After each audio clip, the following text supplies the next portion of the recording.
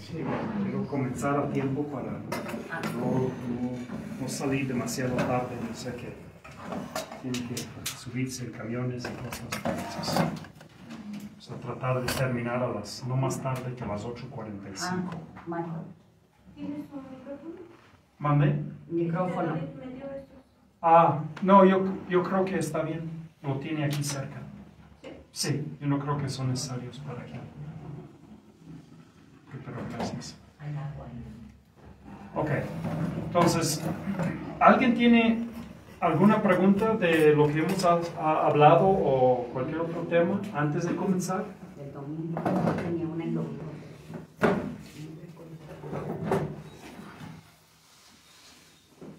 ¿Todo bien?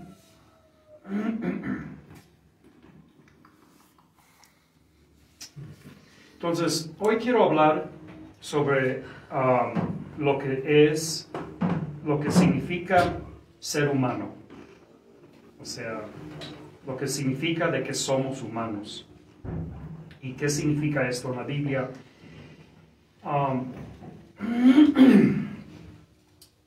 No vamos a leer muchos de los textos para iniciar, voy a mencionarlos, pero mucho de esto es para que ustedes después lo lean en sus casas, porque si nos ponemos a leer todo eso vamos a pasar mucho tiempo leyendo y ustedes pueden leerlo en la casa.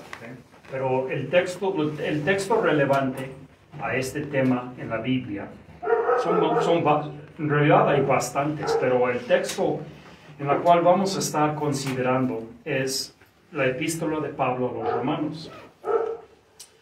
La epístola de Pablo a los Romanos, si dejamos de tomarlo en pedacitos, como somos acostumbrados a hacer por los versículos, y lo vemos como una panorámica más amplia, encontramos que Pablo está hablando acerca de lo que significa ser humanos.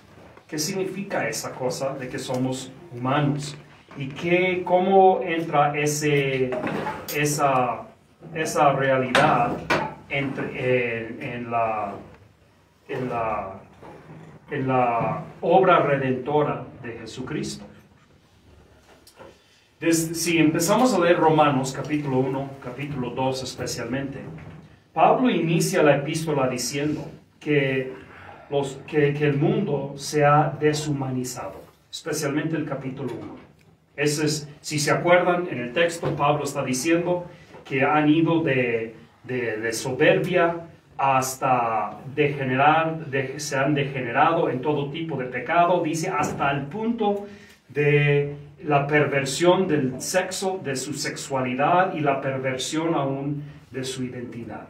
Y todo lo han perdido, dice que se han hundido en los pecados más graves. Y la razón por la cual la perversión sexual es más grave no es la razón que muchas veces pensamos, y esto es importante.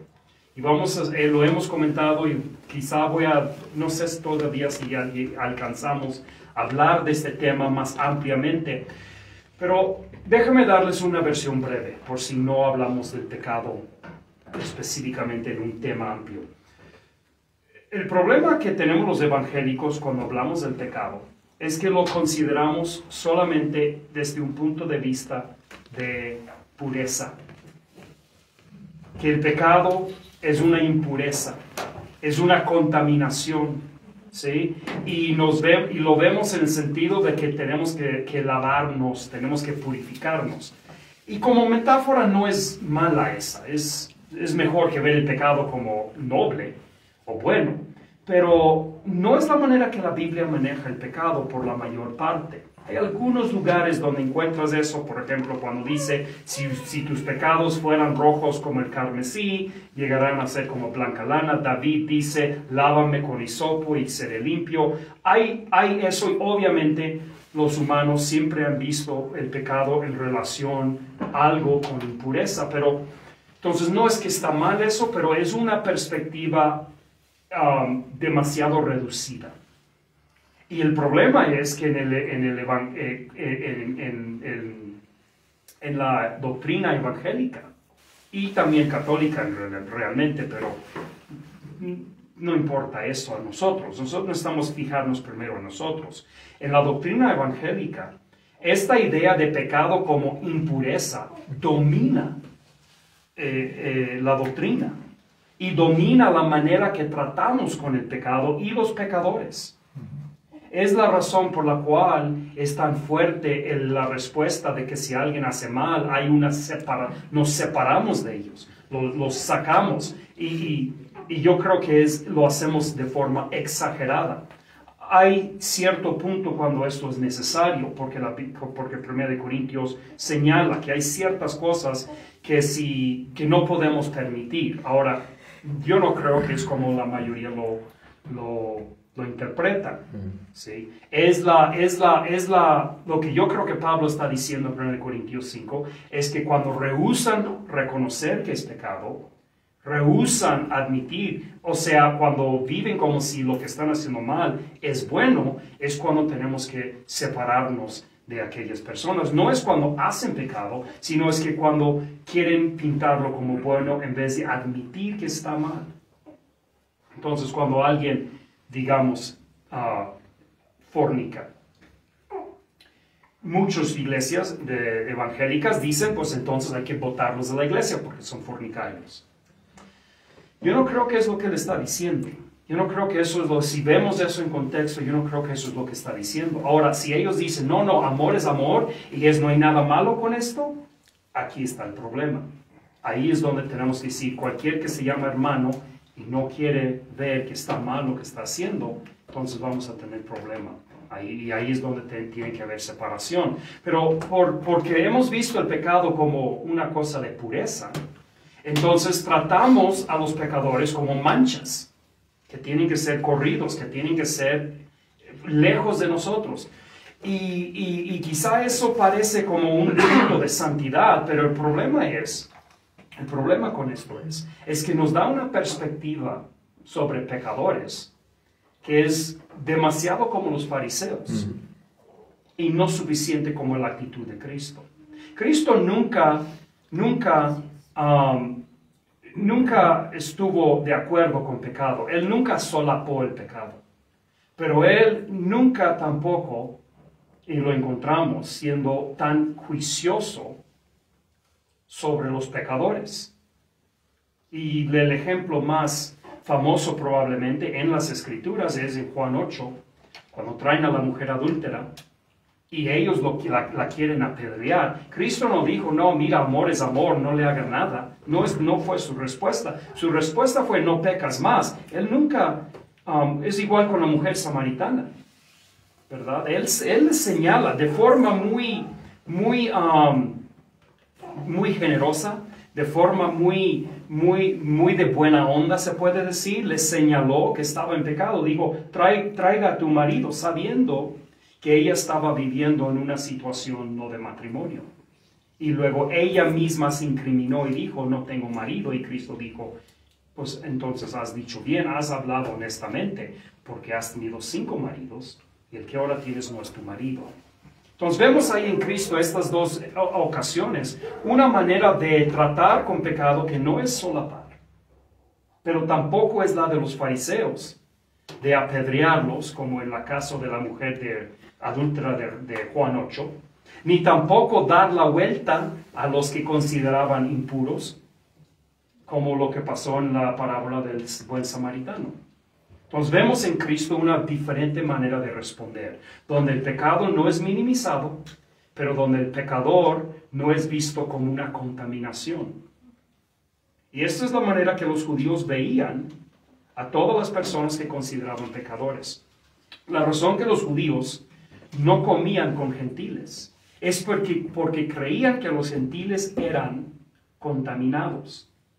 Pablo, él en Gálatas, él da voz a esa opinión. Ahora, yo no creo, mi interpretación de Gálatas 2:16, creo que es 2:16, no es que Pablo está diciendo eso de su propia opinión, sino que está dando voz a esa opinión para poder luego contradecirlo. Porque nadie quería decir, como dicen, nadie quería decir lo verdadero a voz alta. ¿Sí? Por los que no saben de lo que estoy hablando, en Antioquía, en la iglesia de Antioquía, Pedro y Pablo y Bernabé y muchos otros de los líderes religiosos, de los líderes cristianos judíos, estaban en Antioquía, y estaba en esa iglesia, era el verdadero incipio el comienzo de lo que hablamos el sábado, de esa radical inclusión étnica. Había gentiles y judíos, hombres, mujeres, niños, grandes, todos estaban juntos y tenían grandes comidas juntas, todos se juntaban y comían juntos. Y nadie pensaba nada de eso, había una unanimidad increíble. Pero luego llegaron unos de parte, dice, de Santiago, del líder de la iglesia de Jerusalén, y empezaron a decir que eso está mal. ¿Cómo puede un judío comer con un gentil? Y tanto era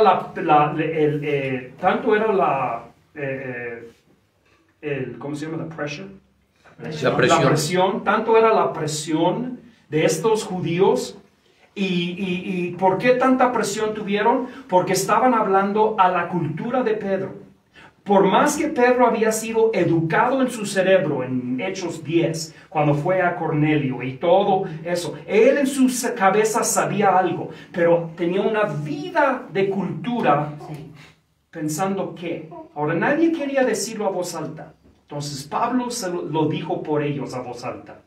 Si nosotros, siendo judíos y no pecadores de los gentiles, ellos veían a los gentiles como fundamentalmente contaminados, y que cualquier contacto que pudieras tener, especialmente cuando había un contacto relacionado con comida. Por eso quizá te suena algo chistoso o algo anticuado, pero seguimos igual. Hay buenos libros que hablan de esto. Tengo varios en mi biblioteca, estudios hechos sobre el asco y sobre la impureza. Y todos tenemos esto. Déjame darte un ejemplo de esto. Han hecho estudios donde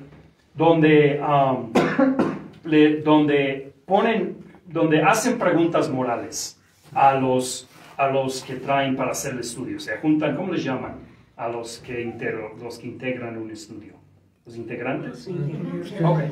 A los integrantes del estudio traen, digamos, a 100 personas, hombres, mujeres, diferentes edades. Los integran, hacen un estudio así académico, o sea, real, profesional. Y los traen, y a la mitad de ellos les dan la misma encuesta, una encuesta moral sobre sexo fuera del matrimonio, sexo con una gallina, cualquier cosa. ¿Y qué piensas de esto? Y a la otra mitad los sienten en mesas donde hay comida. Y dicen, pueden comer botanas, como ahorita, están comiendo botanas. Las personas que no tienen comida son más liberales. Responden más liberalmente. No dicen que todo es malo. Las personas que están con comida presente son más conservadores. Responden más tradicionalmente a las preguntas de moralidad. Porque tenemos muy integrado desde al fondo de nuestro ser, que nos contaminamos por la boca. ¿Sí? Entonces, si estamos comiendo, somos más dados a querer ser más puros en todo aspecto. Y lo hacen con otras diferentes maneras. Es increíble y es tan contundente esta evidencia.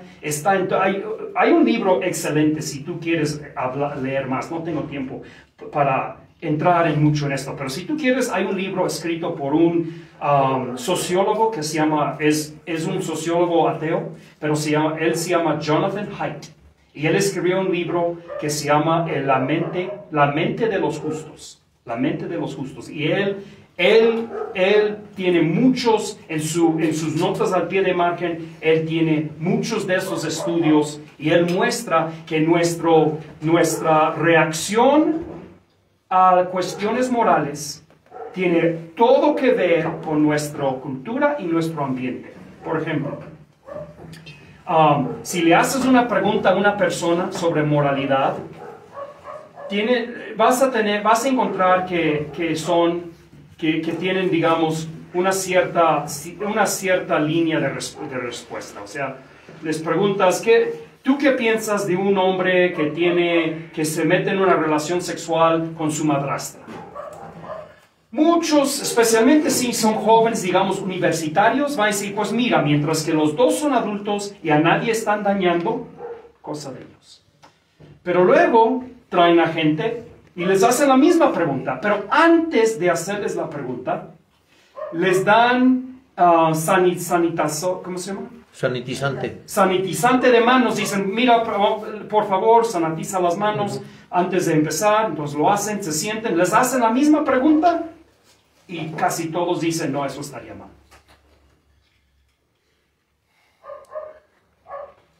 Muy interesante, ¿verdad? ¿Cómo se llama el libro, perdón? Se llama La mente de los justos en español. Y ese lo puedes conseguir en español. La mente de los justos. Jonathan Haidt. Te lo escribo. The Mind of the Just.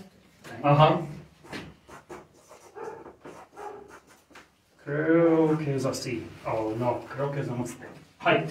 Jonathan Haidt. Él ha escrito varios libros muy buenos, pero ese te puede ayudar mucho en entender cómo pensamos en cuanto a justicia, moralidad, santidad, y aunque no está escrito de ninguna forma desde una perspectiva cristiana, te va a dar muy buena información para entender cómo funciona nuestra mente. Pero el punto aquí es que nosotros asociamos pureza y contaminación, más bien dicho, por medio de nuestra boca, ¿sí? Y no nada más así, también por medio de nuestros genitales y cosas así, pero así es conectado. Entonces los judíos en Gálatas 2, que Pablo está relatando, está diciendo, los de Antioquía están diciendo, no comemos con los gentiles, y Pablo dice, esto es la razón que lo están diciendo, creen que se van a contaminar. Porque ellos son pecadores y son impuros, y si tú te pones a comer con ellos, tú crees que te vas a contaminar. Y los cristianos llegamos a tener muchas veces la misma perspectiva. No podemos tener nada que ver, no pueden entrar, no podemos tener nada que ver con ellos porque nos vamos a contaminar. Pero Cristo dijo, y lo puso en metáfora o alegoría, pero Él dijo que no nos contaminamos por lo que entra en la boca. Cristo estaba muy adelantado a la ciencia. Eso fue su doctrina. No es lo que entra en la boca. No te vas a contaminar por medio de lo que entra en tu boca. Ellos no entendieron eso. Y en Hechos 10, Cristo le da a Pedro una visión de la misma cosa. Él dice, mata y come. Y dice Pedro, yo nunca he tomado nada impuro en mi vida o inmundo en mi vida. Y Dios le dice, no llamas lo que yo he hecho inmundo. Ve, y lo que le está diciendo es, ve con ellos, convive con ellos, enséñales el Evangelio, no te puedes contaminar por estar al lado de ellos. Y cristianos estamos, ¿entendés? Yo sé, quizá tú dices, no, yo no pienso así. Tú piensas así más de lo que crees. Lee la mente de los justos y vas a pensar, ay, ¿es posible que soy tan fácilmente manipulado? Sí. Uno más, nada más para que agarren qué tan fácilmente puedes manipular una sample, ¿no saben cómo se llama? Una muestra en una encuesta. Hacen preguntas morales otra vez. Esta vez lo que hacen es que les hace a la mitad de la gente preguntas no morales. ¿Qué tipo de comida te gusta? Cosas así, que no tienen nada que ver con la moralidad. Cuando terminan, tienen una mesa con regalos por participar. Puedes escoger la que quieres. Y ellos escogen algo y se la van. Normalmente no tiene ningún rima, ninguna razón, nada más lo que les gusta. Y es muy variado, muy surtido. A la otra mitad de la encuesta les preguntan preguntas morales. Cuando terminan, casi todos escogen el sanitizante. ¿Cómo se llama ya? Sanitizante. porque se quieren limpiar. Porque las preguntas fueron sobre la moralidad y la sexualidad y quieren limpiarse. Una pregunta.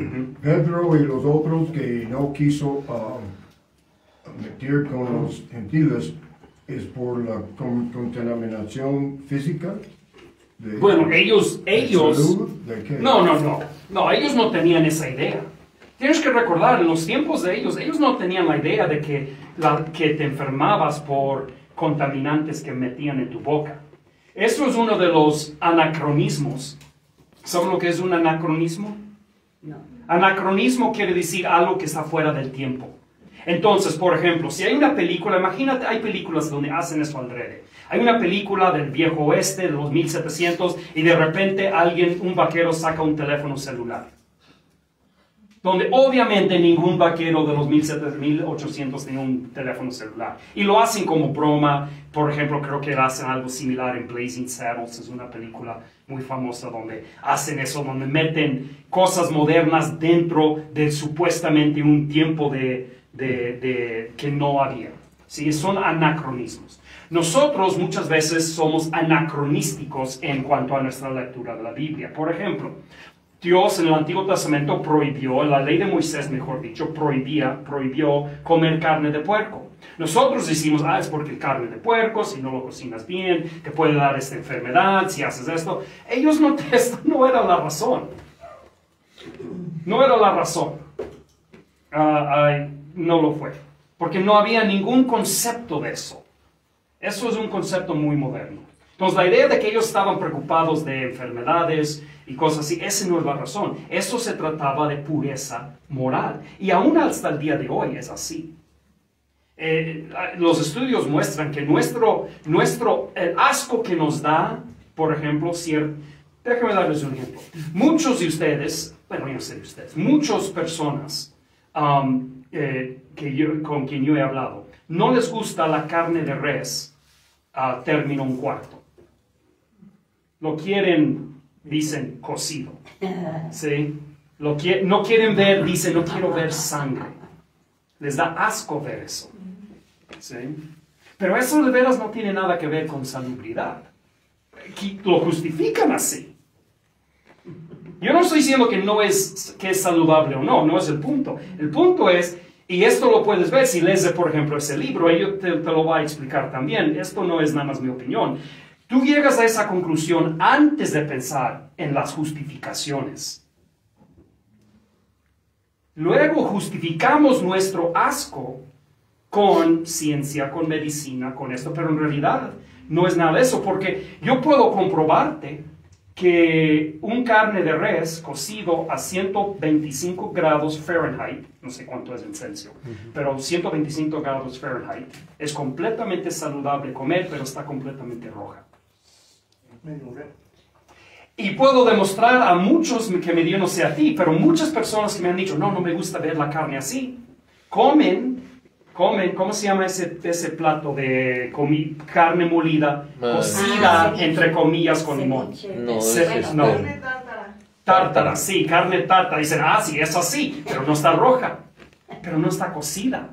Esa sí no es saludable, porque limón no cose nada. Nada más cambia el color de la carne por una interacción química con la mioglobina que hace que la carne se vea roja bajo ciertas luces. Eso es mucho más información de lo que estaban buscando. Pero el punto aquí es que nosotros vemos eso y hacemos justificaciones por las conclusiones que ya tenemos. Y cuando yo les muestro la evidencia, dicen, bueno, pero todavía me da asco.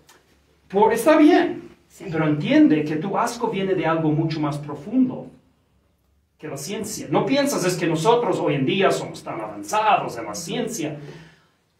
Jonathan Haidt, por ejemplo, muestra que aún él, escribiendo ese libro, se dio cuenta, como científico, que sus reacciones no eran basadas en razón. Él estaba razonando para justificar las que ya tenía. Y es lo que ellos están haciendo. Entonces, no importa qué razones dan, Pablo apunta al verdadero problema. Ustedes creen que se van a contaminar por juntarse con pecadores. Creen que el pecado se va a transmitir. No. Y esa era su razón. Una creencia que se puede...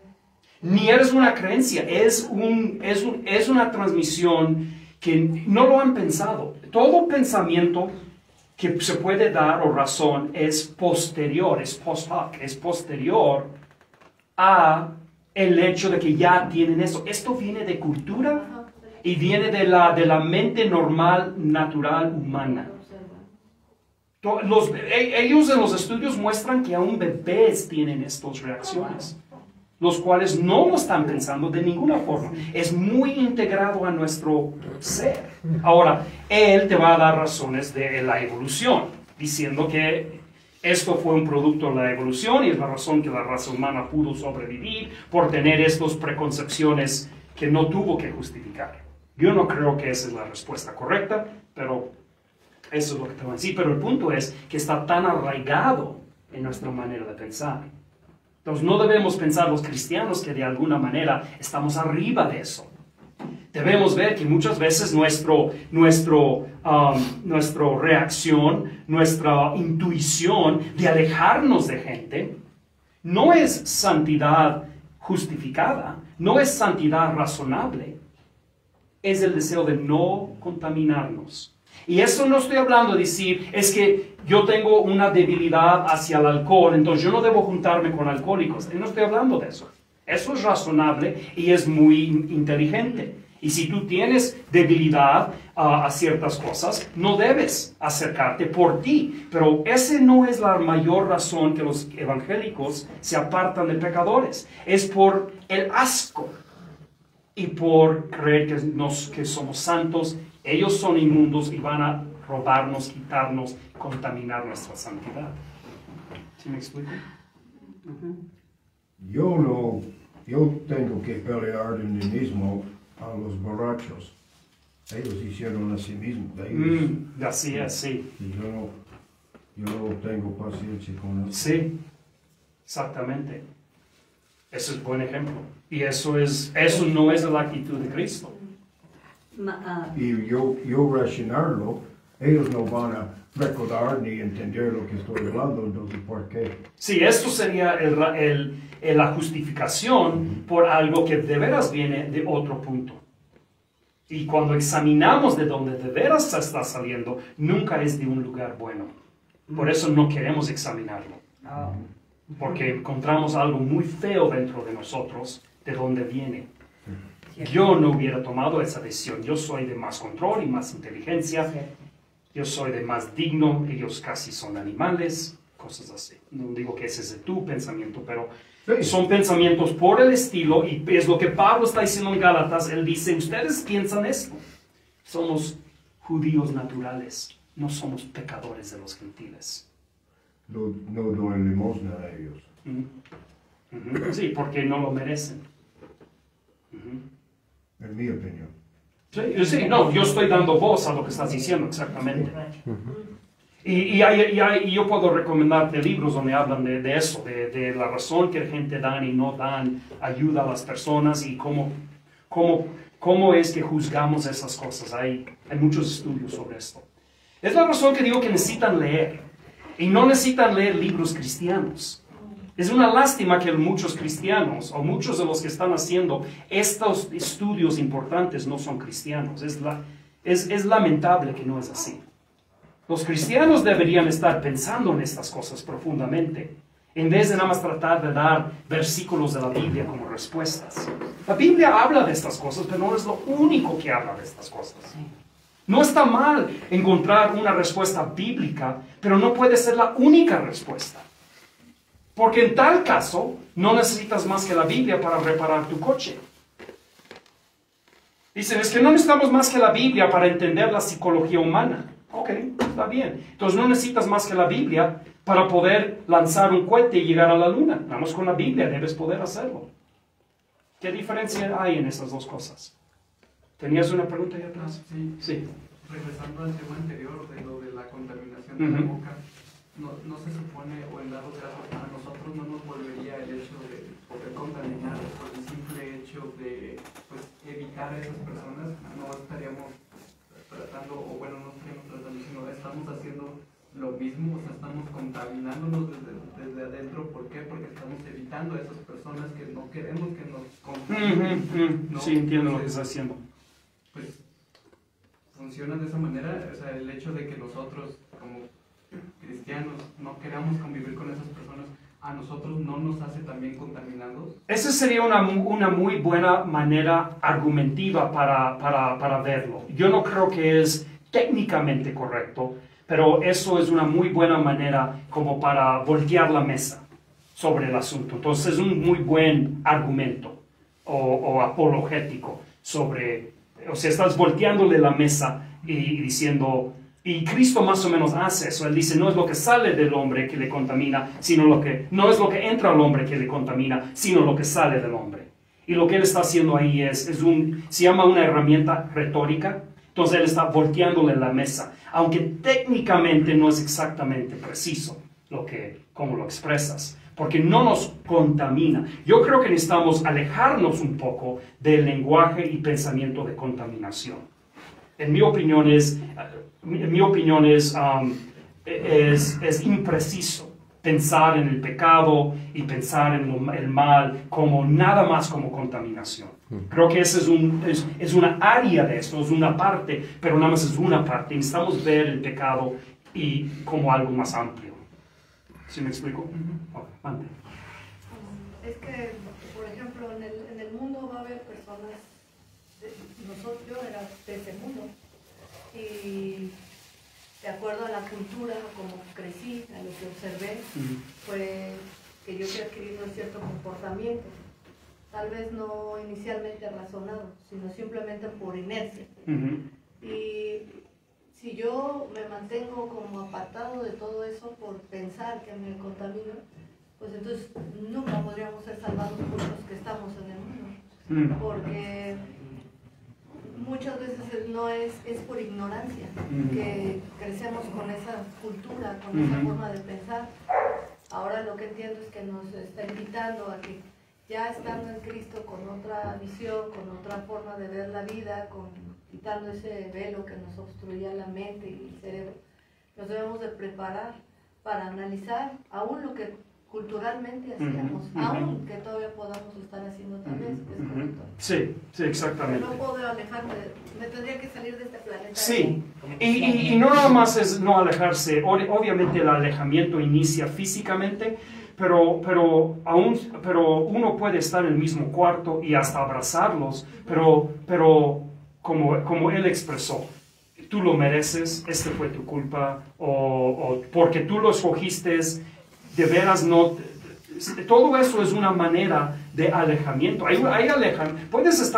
Déjame decirlo así, podemos alejarnos emocionalmente de las personas, aunque los abrazamos físicamente. Y si estamos alejados emocionalmente de ellos, no podemos interactuar con ellos de forma honesta. ¿Sí? No vas a poder de veras alcanzar a alguien si emocionalmente los tienes alejados porque crees que te van a contaminar en alguna forma.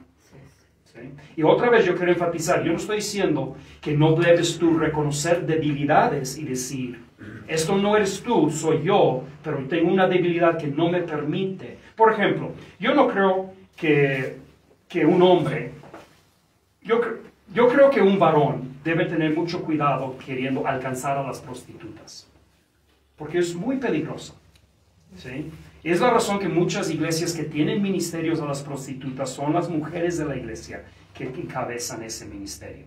Porque los hombres se están poniendo en una situación difícil. Y esto no es ellos diciendo, esas feas, esas puercas que me van a contaminar. No es eso. Bueno, no debe ser eso. Debe ser, yo reconozco que soy igual de débil que las personas que las están pagando y no puedo ponerme en esa situación. Voy a orar por ellas, mi esposa va a tener parte en ese ministerio, yo no puedo tener parte en ese ministerio. No, por lo menos no en las líneas de enfrente, porque no sé si han visto esos ministerios, ellos van a las calles donde se ponen, a los hoteles y tratan de entrar y dicen, ¿por qué estás haciendo eso? Son muy atrevidas estas hermanas cristianas que toman muchas de ellas son prostitutas convertidas que lo están haciendo. No saben cómo es el movimiento del asunto. Entonces yo no estoy hablando de eso. Yo estoy hablando cuando, y yo no, tú mismo sabes la diferencia. Entre cuando estás diciendo yo soy débil y no puedo acercarme porque yo caigo, es mi debilidad, es mi error. A que tú digas que miras con desdén, desprecio, piensas así de alguien. Y todos tenemos los pecados que nos causan ese tipo de asco, desdén. ¿Sí? Ok. Volvemos a Romanos entonces, habiendo puesto esto. Pablo dice, el mundo, empezando con los gentiles, pero vemos también en los judíos, dice en el capítulo 2, que se han deshumanizado. O sea que Dios hizo al humano para un propósito muy especial. Y lo hablamos el domingo, de ser la imagen de Dios. Y por el pecado ellos han sido destituidos de ese propósito. ¿Sí? Ellos, como yo lo expresé, ellos han abdicado ese llamado, esa responsabilidad. Y eso es lo que hoy podríamos llamar en nuestro vocabulario moderno deshumanizados o también desintegrados. ¿Sí? Se han desintegrado y se han deshumanizado. Ya no son humanos. Ahora, esto lo estoy manejando desde una perspectiva bíblica. No debemos considerar a los inconversos como animales. No es que son animales. Es que es como dice Hebreos, citando a Salmos. Que Salmos dice, Dios puso al hombre encima de todas sus obras y lo coronó de gloria y honor. Pero dice, mas no vemos al hombre, a la humanidad, coronado de gloria. Él está diciendo la misma cosa. Dios lo diseñó para este lugar, pero cuando vemos al hombre, no lo vemos así. Dios hizo al hombre para gobernar toda la creación, pero no vemos que eso es cierto. Los hombres no tienen dominio ni de sí mismos, mucho menos de la creación. Y el dominio que llegan a tener es muy, muy restringido. Es la razón que nos hemos hecho amantes a la tecnología y la ciencia, porque es una forma de, por lo menos en una área muy, muy angosta, recapturar la humanidad. La razón que amamos la ciencia y amamos la tecnología es porque cuando tenemos tecnología, cuando tenemos ciencia, podemos ignorar que estamos completamente fuera de control en toda área de la vida. Porque tenemos control sobre los bits y los bytes y podemos de alguna forma con medicinas controlar un poco nuestros cuerpos. Y por eso amamos esas cosas. Nos da control, la cual no tenemos. Y nos da la ilusión que podemos controlar todo. Y por eso adoramos la ciencia y adoramos la medicina. Porque nos da la ilusión que estamos en control de todo. La ciencia todo lo puede y todo responde, aunque profundamente todos sabemos que no es cierto. No es nada cierto. La ciencia y la medicina nos da una muy, muy angosta o pequeña medida de control sobre el mundo. Muy pequeña, muy limitada. Pero Dios en su visión vio al hombre en control absoluto de la creación. Y es lo que vemos en Génesis 1, Génesis 2, Génesis 3, antes del pecado. Adán está nombrando a los animales y está invocando y está haciendo cosas y él está encargado de todo. Pero cuando pecó, él abdicó ese lugar. Y nosotros diríamos hoy en día, fue deshumanizado, perdió su humanidad. Y ese es el estado del hombre a partir de Génesis 3, cuando entra el pecado, para adelante. Estamos ahorita en un tiempo de deshumanización. El objetivo central de Dios es restaurarlo. Esto es el objetivo central de Dios. Dios tiene mucho propósito. Yo no puedo decirte cuál es todo el propósito de Dios. No pretendo saber eso. Pero sí sé, por medio de su revelación en las Escrituras, que su propósito central es el hombre. Porque Cristo no vino como un avestruz. Y Él no vino como una piedra o una estrella, ¿sí?, para redimir esas cosas. Cuando Dios se manifestó en carne, cuando Dios se manifestó en el mundo, fue como un humano. Porque su ambición principal es restaurar a la humanidad. Y esto es lo que Romanos realmente está hablando.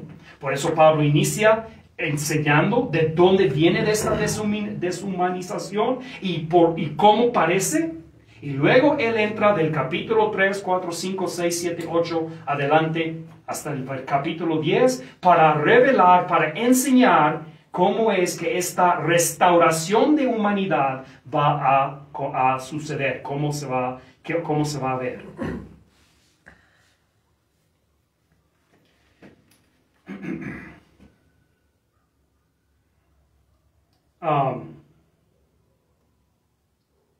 Déjame ver aquí.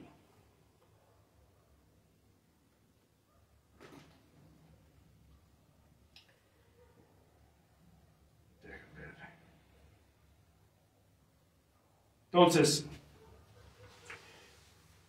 vamos a hablar un poquito sobre lo que significa entonces ser un verdadero humano. Tú quizá piensas, pues yo soy un verdadero humano. Bueno, si no eres salvo, si no eres creyente, si no eres regenerado, no eres un verdadero humano.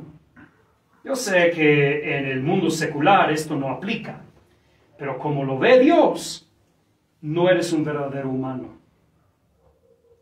Llegas a ser un verdadero humano en Cristo. Ahora, ellos no usan esa terminología, pero sí lo dicen. Ellos usan la terminología de la criatura. Ser una nueva criatura. Este es otro lugar donde donde introducimos anacronísticamente ideas modernas a las Escrituras. Porque nosotros queremos introducir el individualismo en esos términos. Soy una nueva criatura, yo individualmente. Tienes que recordar que el individualismo es un fenómeno moderno. Ellos sí entendían que eran individuos, pero no pensaban como individualistas. Pensaban en el colectivo. Ellos eran colectivistas. Entonces, cuando leemos la Biblia, tenemos que recordar que los autores de las Escrituras están escribiendo desde un punto de vista antiguo, donde el colectivo era lo que importaba, no el individuo. Nosotros, por los derechos humanos, hemos elevado al individuo arriba del colectivo. Ahora, tú todavía puedes ir a lugares en el mundo hoy donde es al revés. Por ejemplo, en Asia, China, Japón. Ahí el individuo no importa. Es el colectivo, la familia, la empresa. ¿Sí? Cuando un japonés encuentra que la empresa no ha producido lo que debe producir, ellos se castigan. Trabajan horas extras sin pago porque sienten vergüenza que su empresa está fracasando. Y cuentan que ellos son responsables, cada uno de ellos, por formar parte de esa colectiva. Nosotros aquí en México, los Estados Unidos, no pensamos así. Nosotros estamos viendo nuestras matrices de resultados individuales.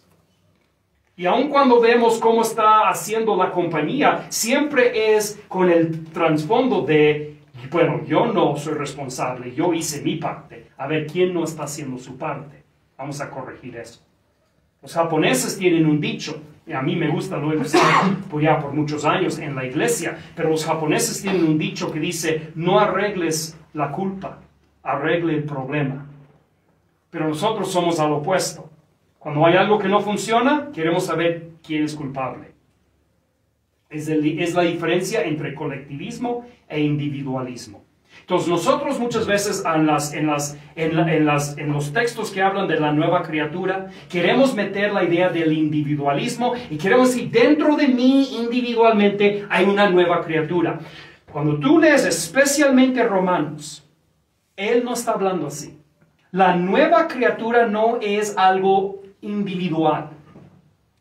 Es la nueva creación. Y no es difícil averiguar que así lo está usando. Lee Romanos 8, donde habla y dice, la criatura gime dentro de sí. No, ¿cuál criatura? La criatura es lo que nosotros ahora llamamos la creación. Es una palabra que está siendo usada de una forma muy antigua y no significa una criatura individual como el individualista lo piensa. La criatura es la creación.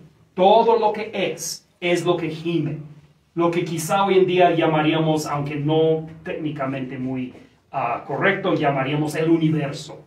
El universo gime dentro de sí. Y cuando dice que Dios hizo una nueva criatura, eso significa Dios hizo una nueva creación. Mande. Entonces, básicamente, en nosotros al momento de regresar a ser humanos, pasamos a ser parte de la creación, o cómo. Por ejemplo, lo que llegué a entender es básicamente que cuando estamos deshumanizados estamos en la creación, ¿no? Mas, sin embargo, no interactuamos con ella y al momento de ser salvos, de volver a ser humanos, ya somos parte de esa creación. No necesariamente, no. Cuando por el pecado somos deshumanizados y no gobernamos, no controlamos la creación. El hombre no es, esta es la idea que vendría siendo budista, que ha filtrado al nuevo, a lo que es el materialismo moderno. Que el hombre es parte de la creación. No somos parte de la creación. Dios no hizo a Adán como parte de la creación. El hombre es aparte de la creación. El materialismo moderno dice que el hombre es animal. Porque lo ven biológicamente. Puedes tomar por ejemplo, puedes tomar un hígado de un puerco y puedes trasplantarlo a un hombre. Ya lo están haciendo. Porque dicen, ya ves, entonces no hay diferencia entre el hombre y el animal. Pero esa no es la perspectiva bíblica, aunque quizá biológicamente eso sea cierto, pero espiritualmente no es cierto. Todos los animales son de una categoría, el hombre es otra categoría, encima de la creación. Por eso dice Salmos y Hebreos, que Dios hizo al hombre y lo coronó de gloria y de honra y lo puso encima de la creación, no en la creación. Entonces nuestro problema con la deshumanización no es que no interactuamos con la creación, es que no tenemos el poder de señorearnos de la creación. ¿Sí me explico? Entonces el hombre no es parte de la creación y Dios no lo quiere volver a integrar en la creación, porque eso no es ser humano, eso es ser animal. Y de hecho Pablo habla de que hay un cuerpo animal y un cuerpo espiritual. Y que el hombre pecador, y si quieren ver el lenguaje de deshumanización en el lenguaje bíblico, piénsalo. Pablo dijo que el hombre animal no percibe las cosas de Dios. Él está diciendo que por el pecado somos deshumanizados y hasta dice que somos cuerpo animal. Y que en la nueva creación no somos cuerpo animal, somos cuerpo espiritual. Entonces es una trascendencia de la vieja creación. Entonces la nueva creación no es la vieja creación nada más limpiada, remodelada y puesta otra vez en las vías como si fuera un tren que se desvió y Dios lo va a poner otra vez en las vías. Esa no es la nueva creación. Si lees Romanos, la nueva creación es toda una cosa nueva que no existía antes.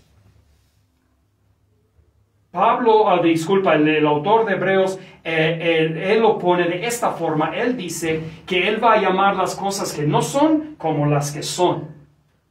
Y Pablo dice que es como cuando Dios hizo luz, que donde no había nada, él de la nada invocó la luz y fue luz. Entonces la nueva creación no es nada más recapturar lo perdido. Tienen que recordar que Adán, en su estado, digamos, original, Adán antes de pecado, no era lo que tú puedes ser en Cristo. Muchos tienen la idea que cuando nos convertimos, Dios nos está volviendo al estado original de la creación. Pero eso no es lo que está pasando. Dios no está recapturando la humanidad, Él está haciendo una nueva humanidad. No a la imagen de Adán, dice Pablo en Romanos, sino a la imagen de Cristo. ¿Recuerdas Romanos 5? Dice que el primer hombre fue terrenal. El segundo hombre, o sea, el segundo cabeza de humanidad. Hay dos cabezas, está diciendo. Hay una cabeza de la humanidad primera, la humanidad vieja, que se perdió, que se desrocó, que abdicó. Esa primera humanidad, la cabeza de ella, su padre es Adán. Pero la nueva humanidad, que es cuerpo espiritual, su cabeza es Cristo.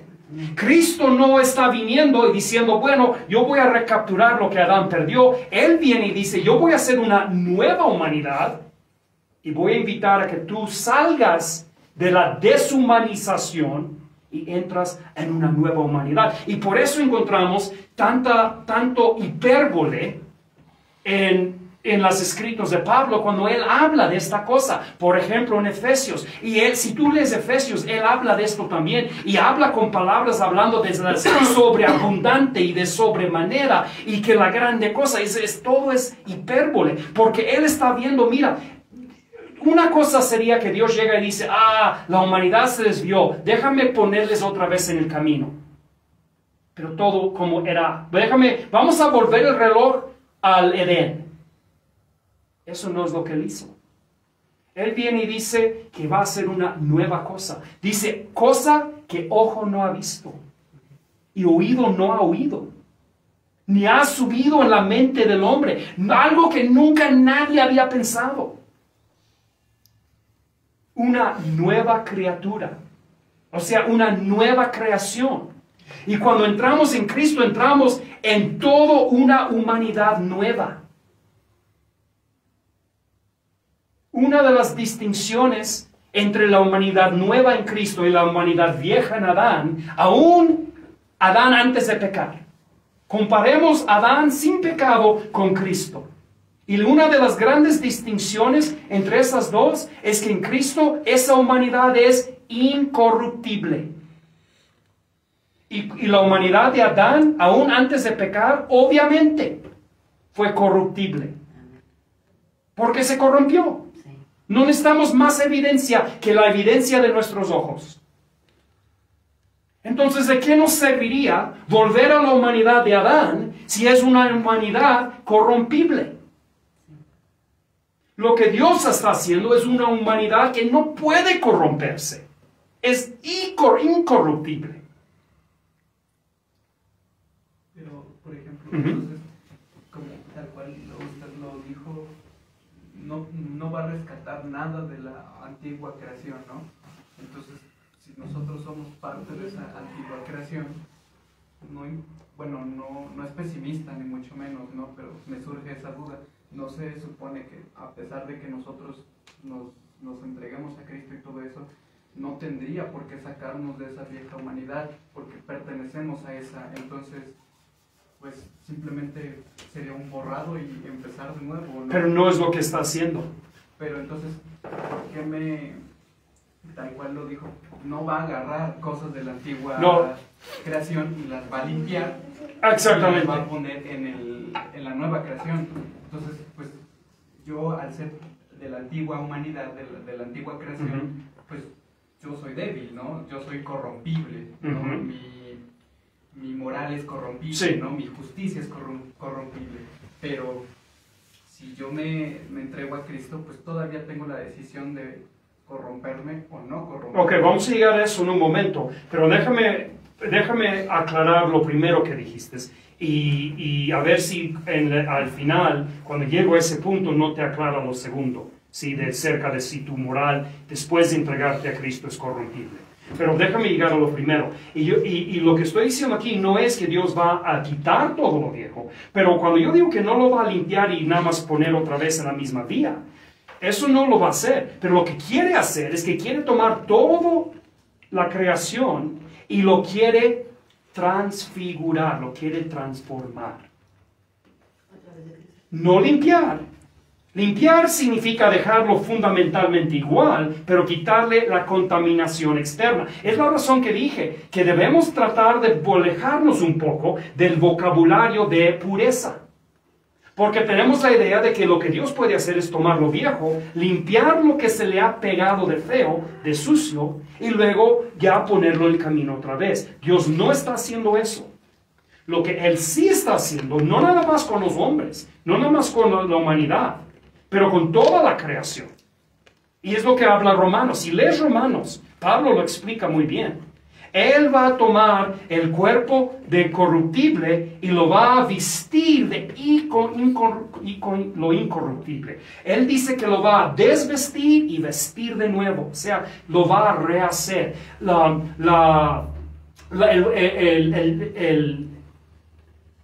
forma que los profetas y apóstoles lo visualizaron es que Él va a fundir todo hasta sus elementos más básicos y hacer todo nuevo, pero de la misma sustancia de alguna forma.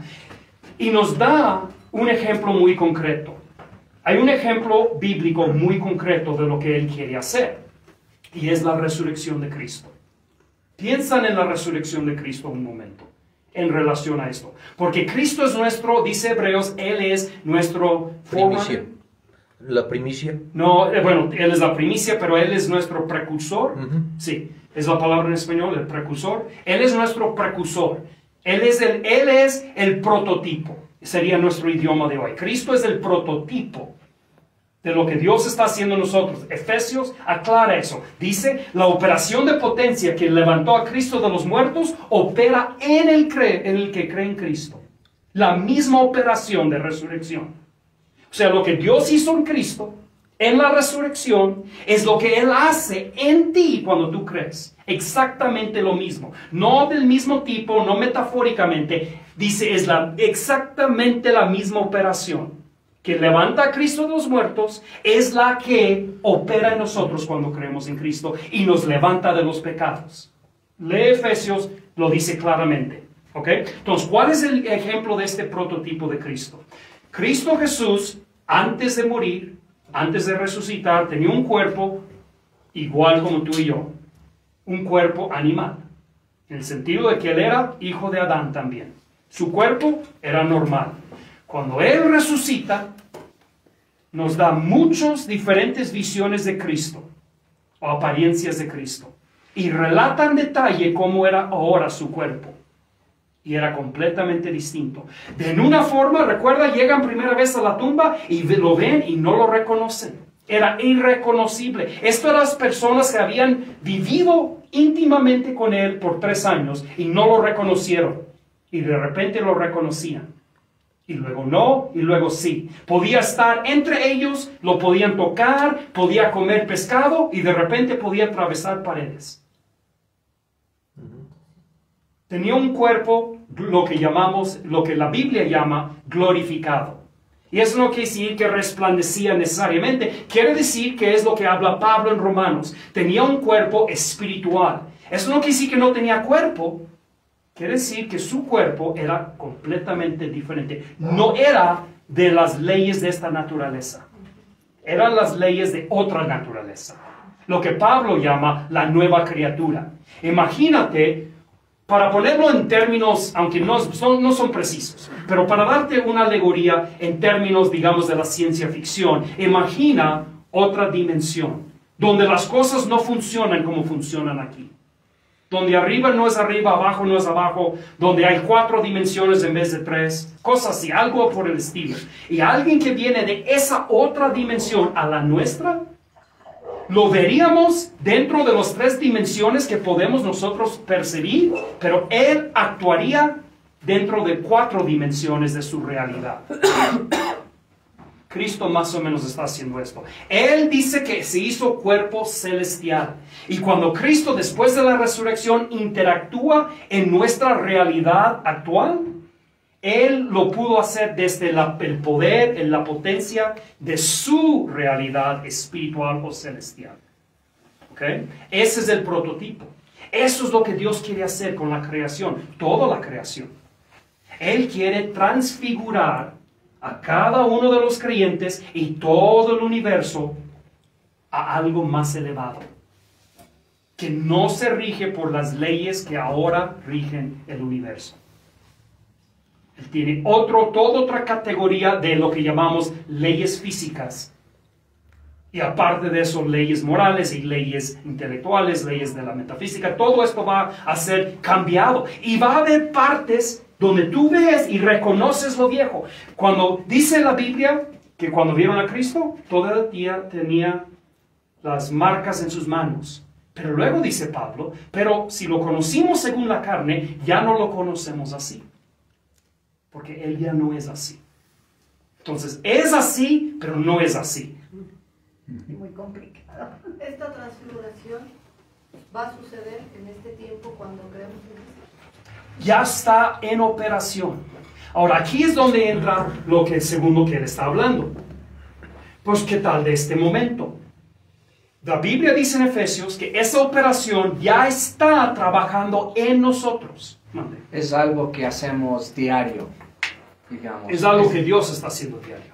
Pero dice que no diario levanta la cruz y...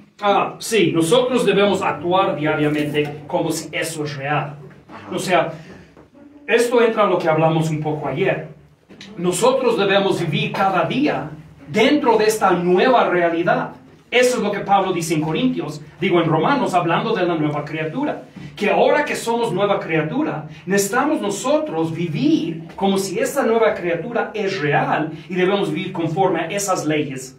Y eso es lo que hizo el cristianismo tan poderoso en los primeros siglos, porque los cristianos vivieron como si la transfiguración, la transformación era ya una realidad. Y lo vivieron. Y presentaron sus miembros, dice Pablo en Romanos 12, presentar vuestros miembros como sacrificio a Dios vivo. Ellos estaban ya viviendo dentro de una realidad que aún no se había hecho externo, porque era real internamente. ¿Ok? Y decimos, bueno, yo me miro en el espejo, y esto es más o menos, pienso lo que estabas expresando muy bien, pero yo diría de esta forma, mi manera de explicarlo es así. Yo me miro a mí mismo en el espejo y yo no veo una nueva criatura. Yo veo mi manera de actuar muchas veces y no veo nueva criatura. Yo veo mi debilidad y digo, eso no es de la nueva criatura. Y es completamente cierto. Pero es porque, y esto otra vez, tenemos que volver al texto de la Biblia y examinar más cuidadosamente lo que están diciendo. No tomarlo como si ellos escriben sencillo. El Nuevo Testamento no es sencillo. Es increíblemente profundo y comprimido. Están diciendo mucho con muy pocas palabras y tienes que examinarlo con mucho cuidado. Y tienes que transponer su vocabulario de ellos a un vocabulario que tú entiendes más. Porque ellos no manejan las mismas categorías culturales que tú y yo. Para entender lo que están diciendo, tenemos que traducirlo un poco a nuestra mente, por lo menos para iniciar, para agarrar la idea de qué están hablando. Ellos lo dicen. Ellos hablan de esto cuando hablan acerca, por ejemplo, dicen, déjame pensar, se me fue ahorita lo que les iba, uno de los ejemplos que iba a dar. Se me olvida cuando esto pasa. Me emociono y luego se me olvida. Mande. Es un ejemplo cuando lees Biblias diferentes. Por ejemplo, en una habla de la salud. Y, por ejemplo, el hermano Edgar a mí me dijo, ¿sabes qué? Es cuando habla de la salud, es de la salvación. Sí. Entonces, no sé si sea bueno o no bueno estar con la Biblia. No, sí, mira, yo creo que debes tú examinar el texto en varias traducciones, y si tienes la capacidad de examinarlo en el original, en el griego, en el hebreo, que bien, hazlo así también. Examínalo bajo la luz de comentarios, bajo la luz de libros que hablan de ese texto. Hay que examinarlo bajo de toda luz. Y hay que tener cuidado, no todo lo que un comentario dice es cierto, no toda traducción es buena o es exacta, unas son mejores que otras. Por eso por eso Pablo, como dije el domingo, no podemos andar en la vanidad del sentido, no podemos nada más leer la Biblia con la cabeza hueca. Tenemos que leer la Biblia y tenemos que ver que esto es muy complicado y no debemos creer la mentira del mundo que nos dice que somos sencillos y simples. No hay nada, el simple no puede comprender. Si lees Proverbios, te dice claramente que los simples no van a entender las cosas de Dios. Estas son cosas complicadas, profundas. Entonces, cuando los autores de la Biblia están escribiendo, ellos están hablando de estas cosas con grande profundidad y muy comprimido. Si esta nueva humanidad, esta nueva humanización depende de la transformación que hace Cristo en nosotros, entonces dice que está en Cristo nueva criatura es, las cosas viejas pasaron, todas son hechas nuevas. Nosotros pertenecemos a esta nueva creación, ¿correcto? Somos la nueva creación. No somos la creación vieja. Exactamente. Porque la vieja, como dice, tenía Adán. Nosotros somos creación ya de Cristo, porque Sí. hemos creído en Él. Y Él, al salvarnos, nos ha transformado Sí. desde el interior. Y nos está Solo que transformando. estábamos como adormecidos, porque no habíamos entendido que esta nueva forma de comportarnos, de vivir, Sí. de llevar la vida. Sí, y no nada más, y hay que ser claro, no nos transformó, nos está transformando. Sí, porque sigue, igual como Cristo, Él era un proceso, fueron 3 días. Sí.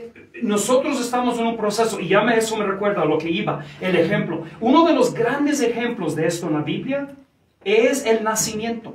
Un bebé cuando nace. Ustedes, muchos de aquí, bueno, todos aquí han sido bebés, entonces van a identificar con lo que estoy diciendo, pero muchos de ustedes han tenido hijos, y algunos de ustedes tienen hijos ya grandes. Ustedes que tienen hijos ya grandes, ¿recuerdan cuando primero nació tu hijo o tu hija? ¿Sí? Chiquito en tus manos. No sabías lo que iban a hacer, lo que iban a llegar a ser, cómo iban a ser, cómo exactamente. Pero todo lo que tú ibas a llegar a ser en tu vida estaba dentro de ese bebé. Todo. Todo el potencial, todo lo que puedes llegar. Cuando tú mueres, no habrás añadido nada a lo que ya estaba ahí cuando tú naciste. Y estaba ahí antes de nacer, en el momento de concepción. Todo lo que ibas a llegar a ser, ya eras ahí.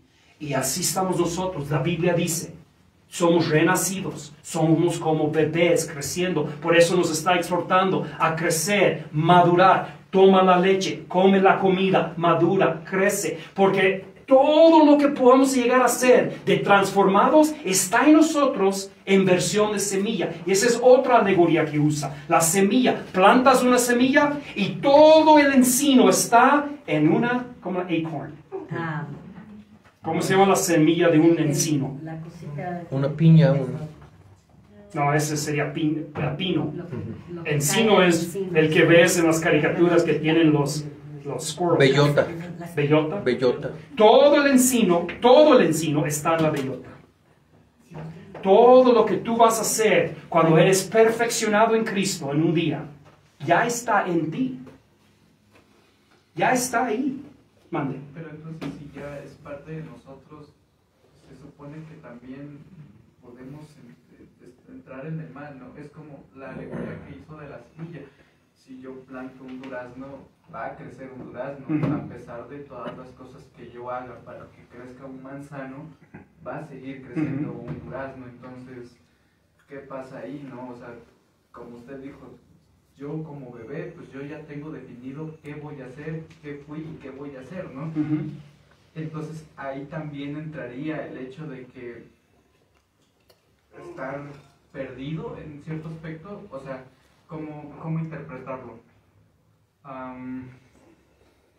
las personas que mueren en el mundo, ¿no? Bueno, el mundo, sí, ¿no?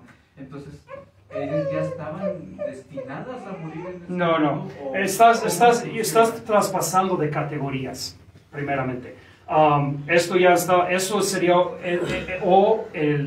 sería el términos modernos fatalismo, o en términos reformados sería doble predestinación del calvinismo extrema.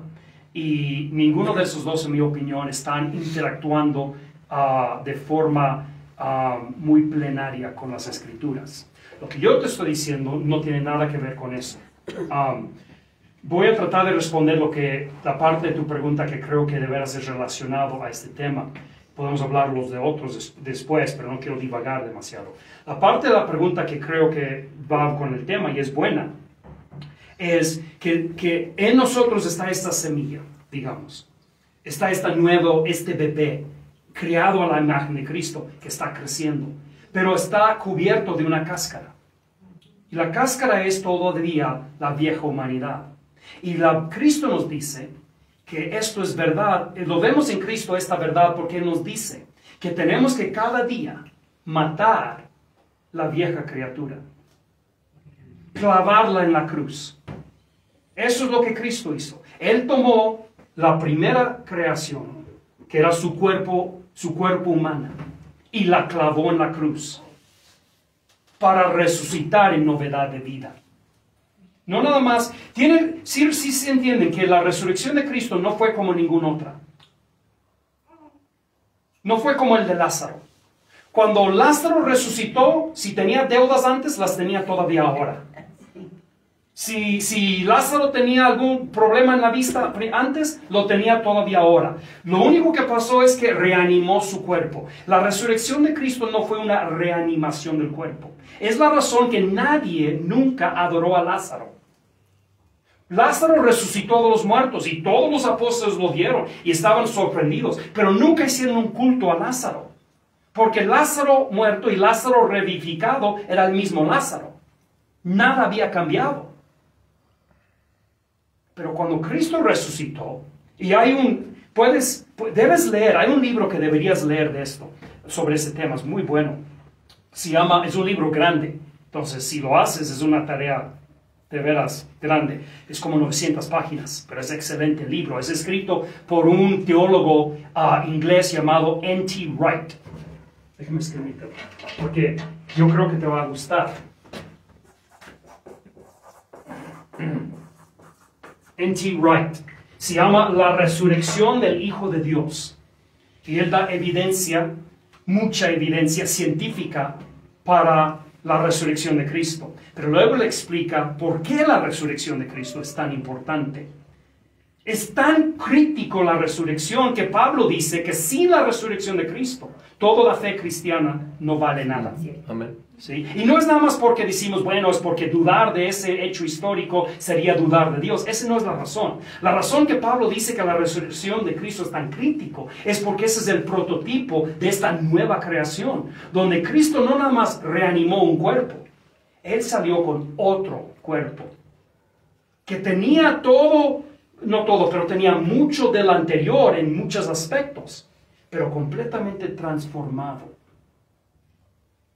Y la manera que llegó a eso, el proceso que eso sucedió, muchas veces pensamos que fue como mágico o místico.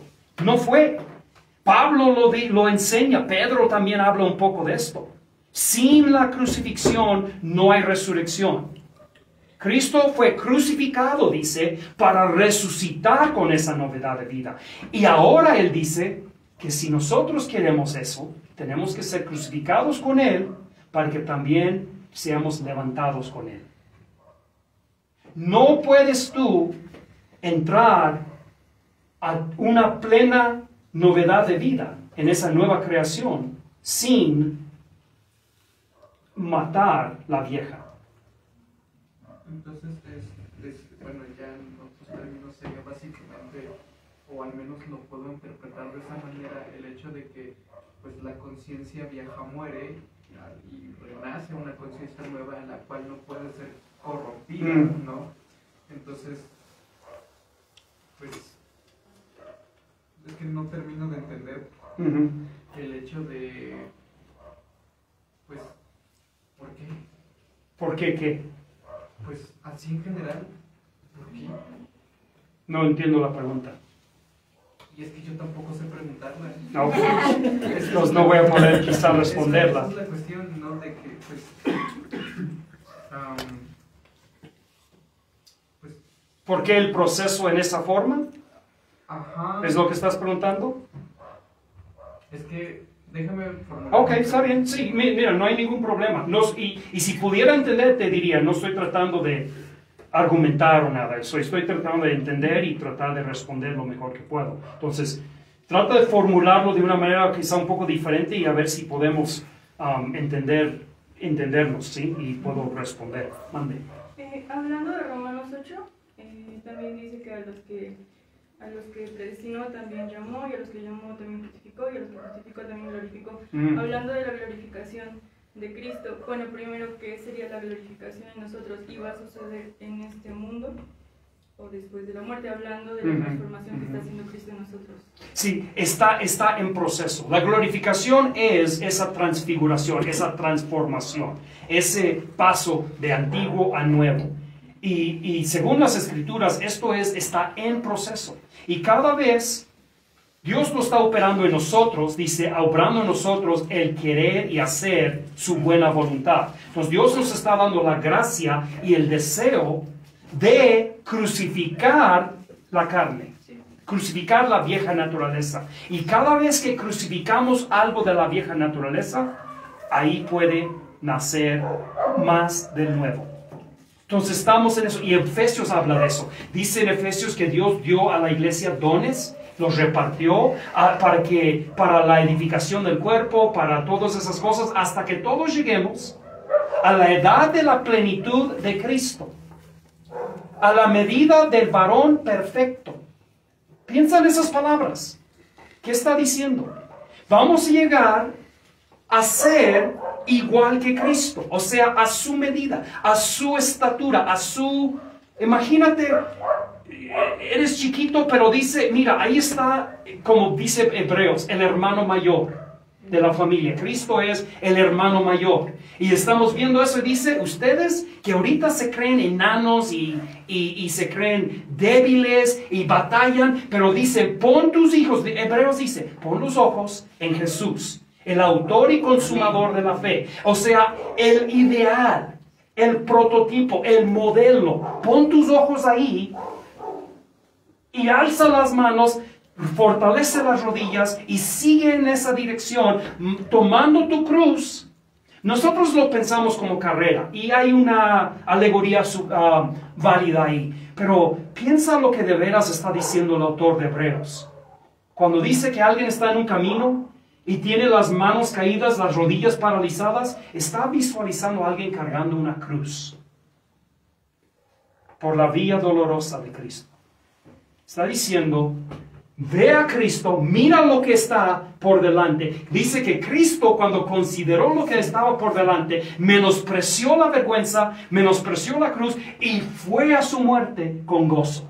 Y Hebreos dice, mira a Cristo, mira lo que tú vas a llegar a ser y sigue crucificando tu carne. Día por día, todos los días, paso por paso, pecado por pecado. Dice en Hebreos, resiste hasta la sangre. ¿Cómo dice? Hasta la sangre resiste el pecado. O sea, crucifica tu vieja naturaleza, un hábito a la vez, una decisión a la vez, poco a poco. Si fracasas, si caes y ya no quieres, dice, alza los ojos y mira otra vez a Cristo y levántate y sigue haciéndolo. Y Dios va a terminar la buena obra que comenzó en vosotros. Y van a llegar a ese punto. Todos juntos vamos a llegar. ¿Se entienden? Sí. Mande. Básicamente es mejorarte a ti mismo. No. O sea, no en ese aspecto, sino pues seguir adelante y como tal cual matar a esa vieja criatura, es decir, lo que fue ayer, lo que pude hacer ayer, pues lo que hice mal, no volverlo a repetir, ¿no? No exactamente, no exactamente. Esa es la diferencia entre una salvación por obras y una salvación por gracia. Nosotros no nos mejoramos, nos empeoramos en cierta forma. No diciendo pecamos más, pero lo que hacemos es, no tratamos de vivir mejor, tratamos de morir. Tratamos de morir. Es lo que debemos hacer, estás diciendo. Debemos. Okay. Sí, muchos dicen, es que debo tratar de ser mejor persona. No puedes. Ese es un camino que no tiene salida. No puedes. Lo que sí puedes hacer es que puedes tomar tu cruz en ese aspecto de tu vida. Cuando tratas de hacer mejor, estás tratando de actuar en tus fuerzas. Y estás tratando de decir, en el viejo mí, en el viejo yo voy a esforzarme más para ser menos del viejo yo. ¿Sí entiendes el problema con eso? Es incongruente. En el viejo naturaleza me voy a esforzar más para ser menos del viejo naturaleza. Es como decir, me voy a agarrar de las botas y me voy a levantar en el aire. Por más que jalas, más empujas para abajo. Cristo dice, no hagas eso. Eso es lo que tienes que hacer. Ríndete. Acuéstate en la cruz de Cristo y sacrifica ese pedacito de tu vida que te está causando problemas. Entrégalo a Cristo. Es lo que Pablo dice en Romanos 12. Presenta tu cuerpo, tus miembros, como sacrificio vivo a Dios. Yo no puedo vencer mi lujuria, pero lo puedo dar a Cristo. Lo puedo ofrecer. Y un sacrificio no es obras ya. Es el opuesto de obras. Cuando haces un sacrificio estás haciendo lo opuesto. No estás haciendo cosas, estás deshaciéndote de cosas. ¿Sí me explico? Nos tomar la cruz es dejar nuestras cosas que nos cuestan trabajo en las manos de Dios. Más o menos sería una manera de decirlo, pero es un poco más que eso. Un ejemplo práctico de la vida. Tomar la cruz de Cristo es visualizado en el Antiguo Testamento como tomar un animal, llevarlo al templo, atarlo sobre el altar y quemarlo. Y no volverlo a tomar otra vez. Es entregarlo de forma absoluta. Entonces, si en términos prácticos, si tú batallas con, digamos, con chisme, tú necesitas identificar, y esto no es fácil, no hay ruta fácil, pero tú necesitas identificar qué es la psicología, usando lenguaje moderno, qué es la psicología profunda dentro de ti que le gusta eso, porque lo estás haciendo por gusto. Hay algo que te alimenta en eso, y alimenta la parte más fea que hay en ti. ¿Qué es exactamente? Y encuéntralo y di, eso lo voy a matar. No el chisme, porque puedes matar el chisme es como matar la manzana y dejar que el árbol siga produciéndolos. Tienes que matar el manzano, no la manzana. Tienes que encontrar la raíz y tienes que decir, Señor, yo quiero que eso muera en mí. No quiero eso más. Tienes que identificar esas cosas y tenemos que crucificarlas. Matarlas absolutamente y piensa en lo que es la crucifixión. Vamos a hablar de la crucifixión el domingo en específico, pero piensa si no sabes cómo es la crucifixión, lea el libro Dominio por Tom Holland.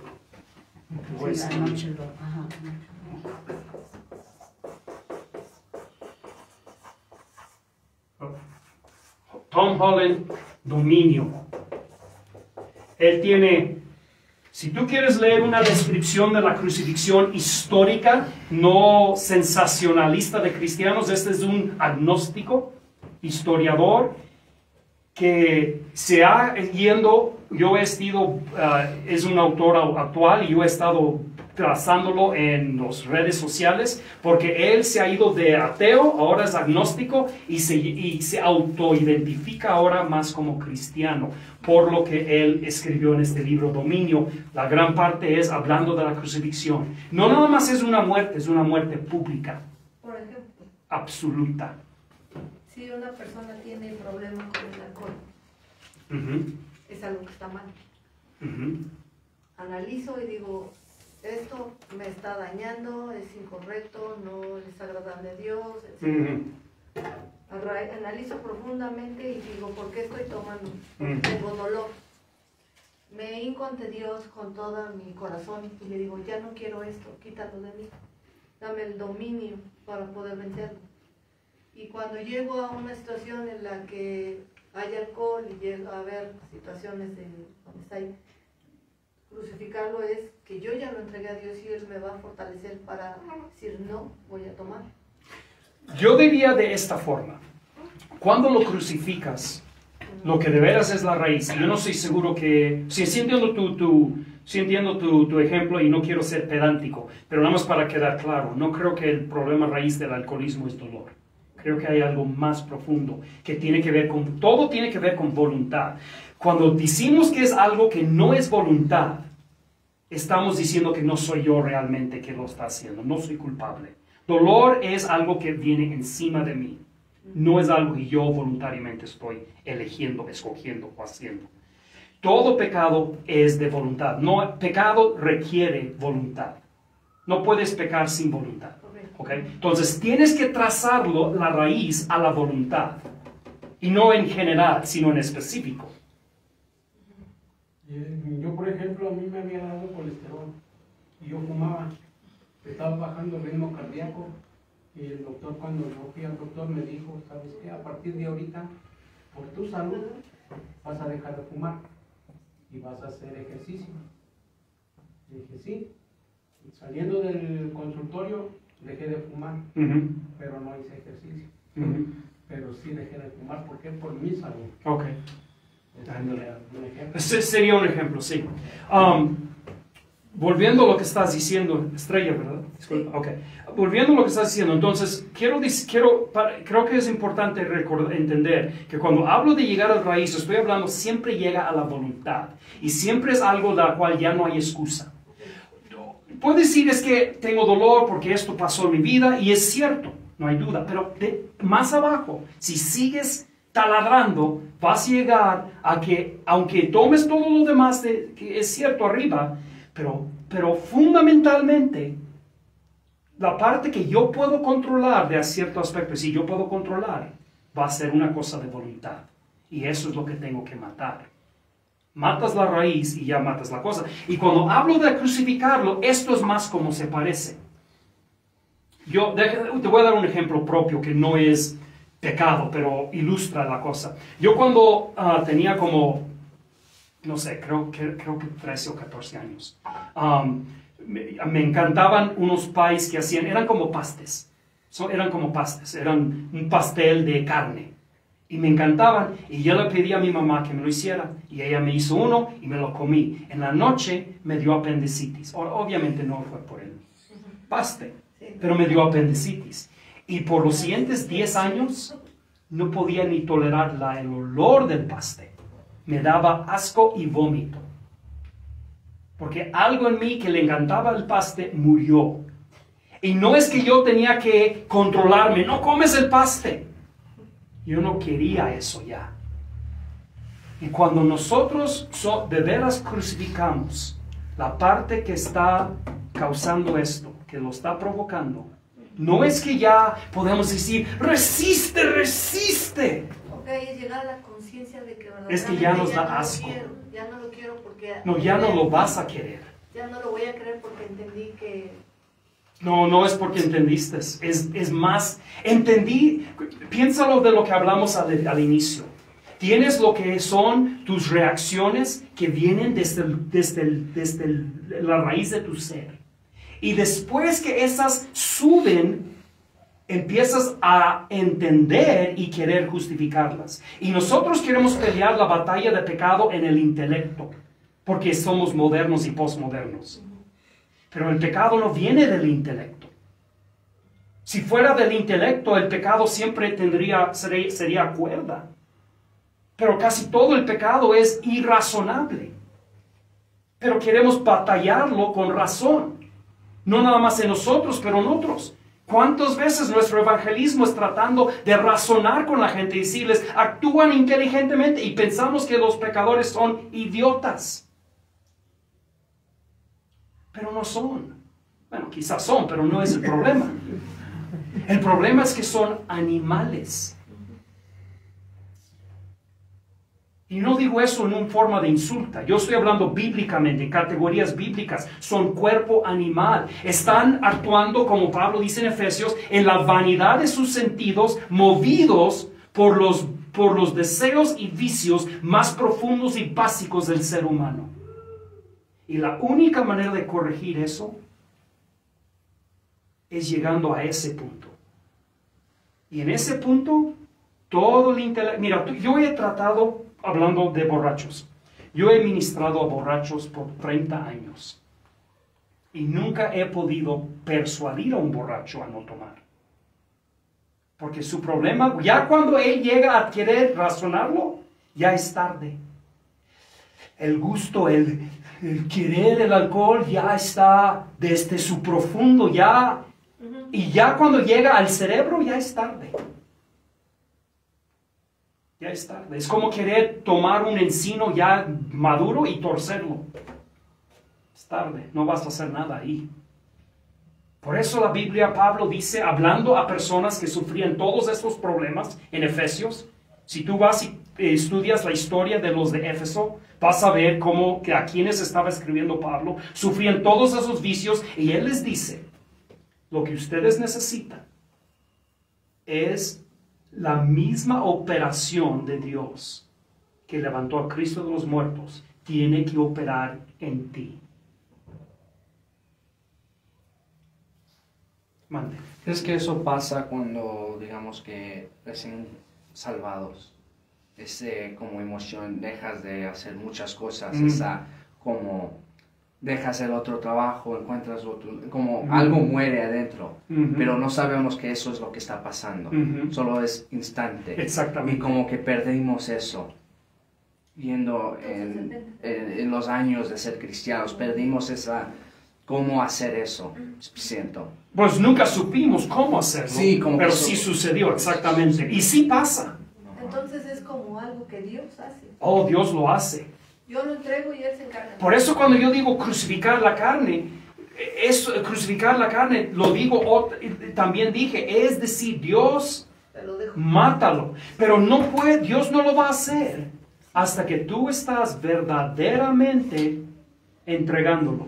Sí. Y por eso te di el ejemplo del Antiguo Testamento. El judío que iba a dar un sacrificio a Dios, llevaba la cosa y dice que lo tenía él que atar al altar. Y no podía ya tomarlo. Pero no iba a hacer eso hasta que estaba completamente convencido. Lo quiero matar. Y cuando somos honestos con nosotros mismos, de veras no queremos cambiar. Queremos decir que queremos. La voluntad de nosotros realmente el arrepentimiento. Y lo que Dios nos da, Dios, por medio de la oración, Dios nos concede la voluntad de querer. Amén. Mande. Es que hemos estado viendo algunas cosas sobre el quebrantamiento y pienso que algunas veces decimos de dientes para afuera que queremos que Dios nos cambie, pero intencionalmente nos gusta vivir en la comodidad del pecado, porque el pecado es fácil. Sí. Y también es muy cómodo vivir en el pecado, y el hecho de que este cambio es doloroso, porque te quita cosas a las que estás arraigado. Entonces, por eso entiendo que de alguna manera dice Romanos que la intención de la carne es muerte y la intención del espíritu es vida. Pero a veces decimos, quiero que Dios trabaje en mí, pero por dentro yo quiero seguir viviendo en mi pecado y no dejo que el espíritu fluya en mí, no dejo que el espíritu cambie mis cosas. Y yo me he dado cuenta, hay cosas que no se ven como el orgullo o el rencor hacia una persona.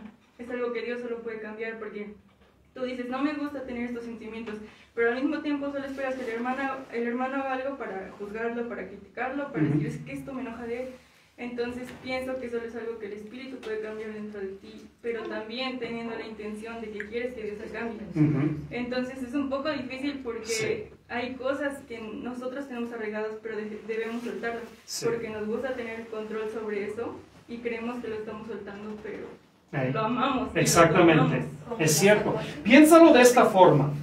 Voy a darles una ilustración, o decirlo de esta forma.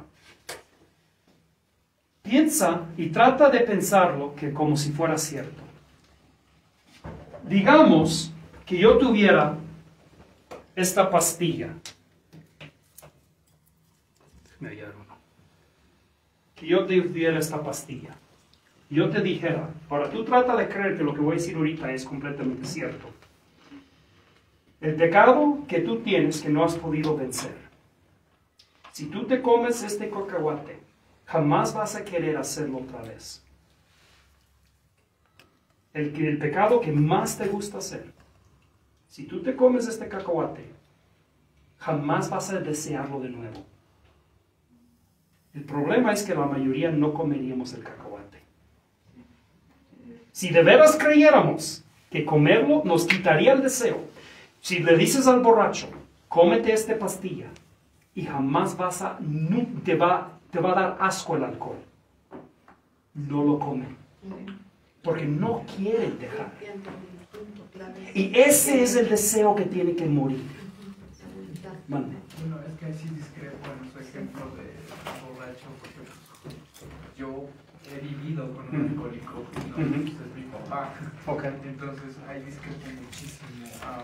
Creo, bueno, remontando a una duda que también tengo, entonces pues, todos estamos no destinados, sino como que todos estamos, o todos tenemos que pecar alguna vez para darnos cuenta de que pues estamos mal, ¿no? Porque, por ejemplo, lo del cacahuete, ¿no?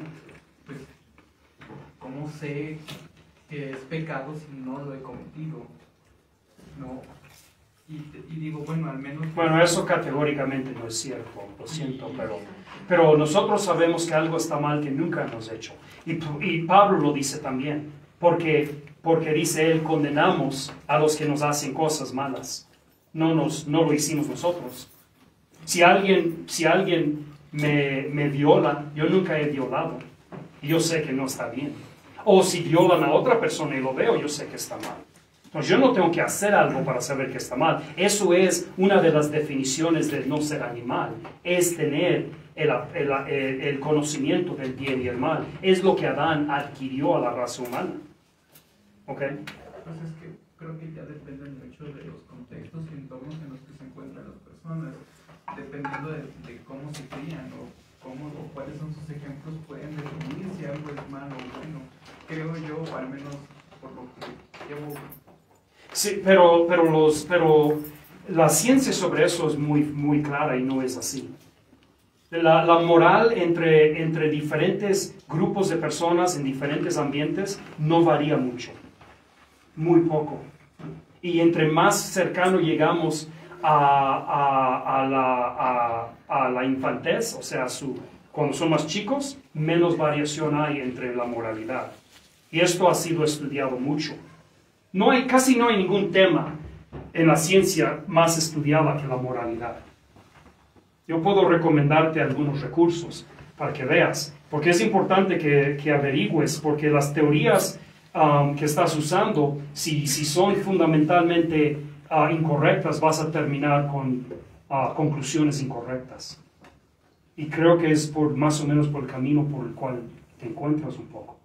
Y está bien, o sea, yo quiero que preguntes, yo quiero que los vocalizas, porque es la única manera de llegar a alguna verdad es lidiando con los asuntos en nosotros. Pero por la razón que estoy tratando es que ya estamos en tiempo, pero los fundamentos que estás manipulando, que estás manejando ahorita, por la mayor parte no son correctas. Y entonces deberías hacer algo de estudio en esto y ver si es así o no. O sea, no tomas mi palabra, pero hay muchos, la Biblia te puede ayudar mucho porque habla mucho de la moralidad. Y Pablo, por ejemplo, en Romanos habla de que la moralidad es universal. Y aunque hay algunas diferencias, las diferencias son mínimas. Igual como las diferencias entre alguien en los Estados Unidos, Rusia, México, los tribus de Brasil, no encontramos muchas diferencias. Puedes leer, por ejemplo, el libro que se llama El Hijo de Paz, por un misionero que fue a un tribu de caníbales en Papua New Guinea, y lo que él encontró era gente muy similar a él. Aunque tenían costumbres diferentes, sus fundamentos morales no eran muy distintos. Y era porque, el punto de este hombre que se llama Dennis Richardson, creo que se llamó, su punto de él era que encontrando el fundamento moral compartido entre ellos caníbales y él y los apóstoles y todos los demás, encontrando ese punto donde todos están iguales, es como pudo alcanzarlos con el Evangelio. Entonces, es lo que te recomendaría. Y yo puedo darte una lista de recursos donde tú puedes examinar estos. Pero si yo fuera tú, empezaría leyendo cuidadosamente Romanos 1 y 2 y 3. Porque ese es el argumento de Romanos 1, 2 y 3. Pablo hablaba a judíos que creían que había grande diferencia moral entre gentiles y judíos. Entonces, él describe a los gentiles en capítulo 1 muy bien y de forma desastrosa, o sea, los destruye a los gentiles. Pero luego dice, pero ¿qué tal de los judíos? Y los describe a ellos y también los destruye. Y en el capítulo 3, él resume esas dos cosas y dice, ya ves, no hay diferencia. No hay diferencia. Fundamentalmente, no hay diferencias. Pero empezaría ahí. Romanos es buen lugar, pero también hay recursos que es de autores cristianos y autores seculares, agnósticos, ateos, hablando de la moralidad, donde puedes ir. Friedrich Nietzsche sería muy buen recurso. Él habla mucho de esto. Entonces, él era ateo, ¿no? Oh, sí, odiaba el cristianismo. Sí. Odiaba el cristianismo, pero él habla de estas cosas también y llega a muchas de las mismas conclusiones. Ahora, yo no estoy diciendo que él era cristiano, pero estoy diciendo que la idea de la moralidad y esas cosas, puedes descubrir esto en muchos lugares. Okay. Volviendo rápidamente a esto, entonces la nueva creación, Dios está haciendo una nueva criatura. Los cristianos, los que creen, somos esta nueva humanidad. Yo lo diría de esta manera: nosotros somos la humanidad del futuro, viviendo en el pasado, viviendo en el presente, en medio de un mundo que está muerto en el pasado. Así describiría la iglesia en la tierra ahorita. El cristianismo o los cristianos son la humanidad del futuro. Nosotros somos ahorita lo que Dios quiere hacer en igual como Cristo fue el prototipo para la iglesia, dice la Biblia, es el prototipo de la creación. Y por eso Pablo dice en Romanos 8, toda la creación gime, esperando que los hijos de luz sean completamente transformados, porque sabe la creación que cuando eso pasa, siguen ellos a la imagen de nosotros. Entonces nosotros somos la humanidad del futuro viviendo en el presente, en medio de un mundo que ha muerto en el pasado. Y estamos llamando a la gente a la nueva humanidad, diciéndoles con nuestras palabras y con nuestro ejemplo que hay una nueva creación, que cuando Cristo resucitó de los muertos, Él inauguró la nueva creación y está aquí ya presente. El reino de Dios está entre vosotros, dijo Cristo. Está ya aquí presente. Pueden entrar ya ahorita. No es futuro. No es cuando te mueras. No es cuando vas al cielo. No es cuando Cristo regresa. Es ya ahorita. Pueden entrar. No estamos llamando a la gente a religión. No estamos llamando a la gente a otra nueva devoción. Es algo mucho más grande que eso. Incluye religión, incluye devoción, incluye todas esas cosas, pero es mucho más grande que eso. Es una nueva humanidad. Ok, bueno, tenemos que terminar. Ya estamos muy arriba de tiempo. Pero vamos a hablar más de estos temas. Todo esta semana hasta el domingo van a tratar con temas relacionados con estas ideas. que espero que ustedes los consideran seriamente. Yo sé que para algunos esto es completamente algo que nunca habían considerado. Esto no es nada nuevo. Yo creo que la Biblia, eso es exactamente lo que los autores de la Biblia estaban viendo cuando escribieron. El problema es que nosotros nos hemos hecho tan malos para leer. Y leemos la Biblia a cachitos buscando evidencias y pruebas para desmentir a los católicos. Y esa es una muy mala manera de leer la Biblia. Deberíamos estar tratando de averiguar qué están diciendo. Inicia tu lectura en la Biblia asumiendo que los que lo están escribiendo son los hombres más inteligentes que han vivido y que están por